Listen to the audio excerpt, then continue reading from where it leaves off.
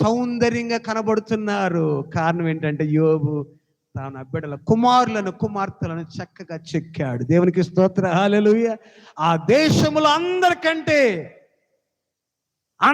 యోబు కుమార్తెల కంటే సౌందర్యవతులు లేరు. ఈ సౌందర్యం బాహ్యమైన సౌందర్యం గురించి కాదు. యోబు కుమార్తెలు మాట్లాడే విధానం చాలా గొప్పగా ఉంటుంది. యోబు కుమార్తెలు నడిచే విధానం చాలా గొప్పగా ఉంటుంది. వారు ప్రవర్తించే తీరు, విధేయత, పెద్దల ముందు ఉన్న విధేయత, క్రమశిక్షణ, పరిశుద్ధత, ప్రవర్తన అందరికంటే భిన్నముగా ఉంది.